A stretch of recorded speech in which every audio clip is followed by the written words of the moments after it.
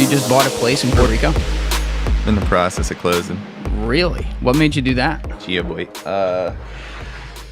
Always wanted to do it, man. I had it on my phone's wallpaper for like 3 years, just dreaming about it, acting like it was so hard to do, and just finally was like, can we curse on here, right? Oh, you can say whatever the fuck you want. I was like, it, dude. You just got to go with it sometimes. I think I always wanted to have somebody do it with me, though. Oh, really? And so... Are you married? Nah. So you're just doing it yourself? Nah, my other partner, my business partner. Gotcha. So he went in on it with me. Yeah, we just found that, and we were just down over the weekend, checked out like 6-7 places, and the last one we hit, we were like, boom, this is it. Damn. Yeah. Now, where in Puerto Rico? I assume on the coast? Yeah, we're like less than a half mile from the beach in San Juan.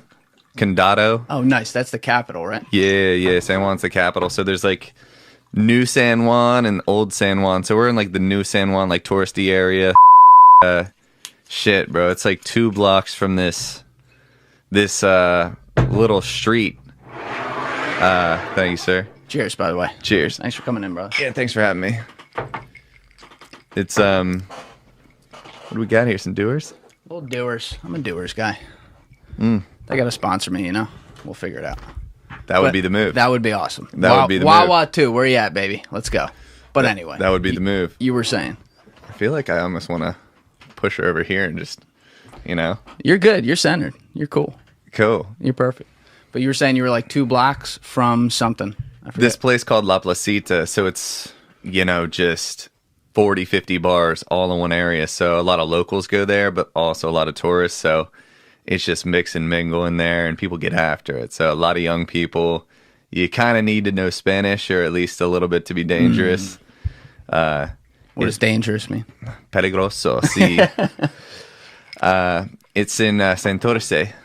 So, which is, if you're in Condado, if you're looking at a map of San Juan, Old San Juan's basically like an island within an island.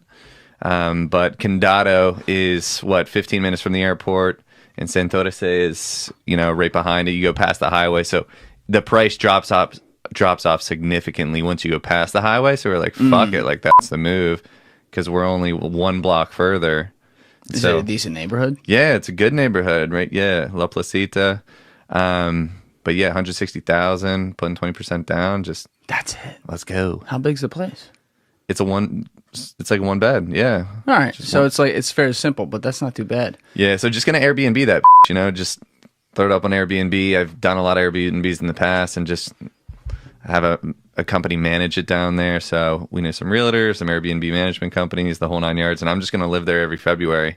So just be out. Do like a month there and then rent it 11 months a year? Yeah. You're gonna have that paid back in like 2 seconds. Holy shit. Yeah. That's really so good. It should profit. Like, I worked out all the math. It should profit $1,000 a month, even with the management company.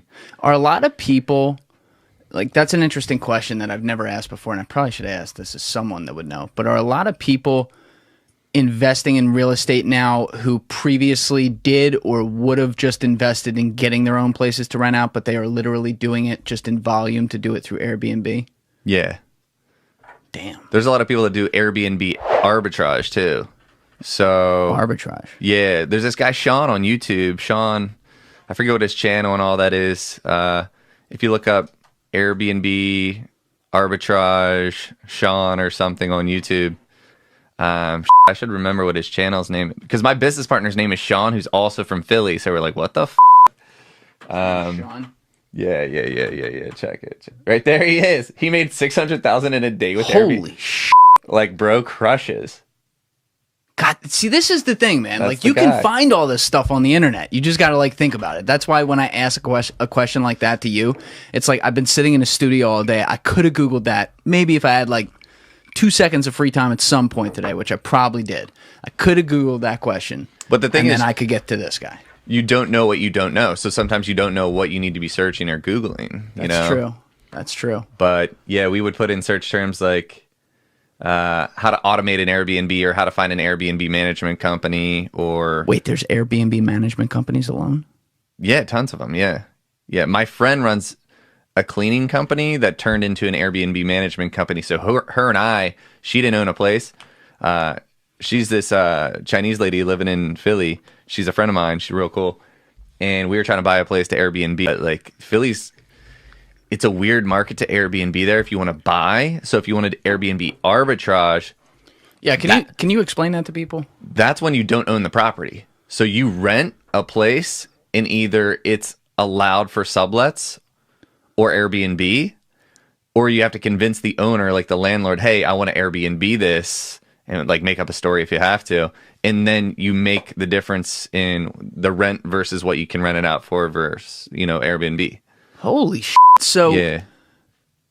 if you do that and you don't, the owner who you're renting it from doesn't make you disclose that who you're going to sublet it to. Right. Hypothetically, you could just look for a bunch of places where the owners aren't asking that and Yeah. then just do it through Airbnb, and they might not be okay with it, but they have no idea. There's so many places that don't allow Airbnb, but they don't know unless they're searching on Airbnb, or if one of your neighbors complains like, hey, a lot of people are coming out of here or whatever.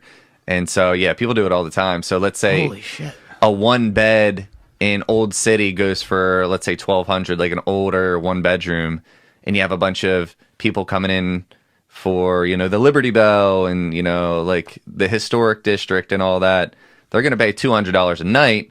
So you're in $1,200 plus another $200 for utilities, maybe another $100 for supplies. And if you manage it yourself, managing means you manage the app, like the inquiries, the customers, customer service, filtering people out. You can have auto bookings turned on or off, or you can filter people out manually, which is what I like to do. I Airbnb a room in a place that I own, but I also own another place that I rent traditionally.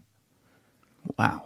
So I rent out an entire house and then sub out 2 of the rooms, and then I Airbnb the 3rd room. But back to the math. So $1,200 plus another $200 for utilities. You got $100 for supplies like toilet paper, Sure. paper towel, whatever. So right there, you're talking $1,500. Let's go at $200 a night for, I don't know, let's say 20 nights. So 2/3 of the nights you have rented. So 67% rented. So do the math on that. You're talking $4,000. What about like cleaning fees? Because a bunch of people are coming in and out. You charge a cleaning fee on top of it, which is typically 10 to 20%. So if you do it at 20%, now you're charging $240, but then you pay a management company if you don't want to do it yourself. Their fee is typically 20%. So now you're back to even. God damn. So now you're $4,000 for the rental income, 200 times 20, minus 1,500 for your all-in expenses. 3% goes to Airbnb for their fee. Like, the math still plays out if you're willing to put in the time. It's like anything, if you're willing to put in the time.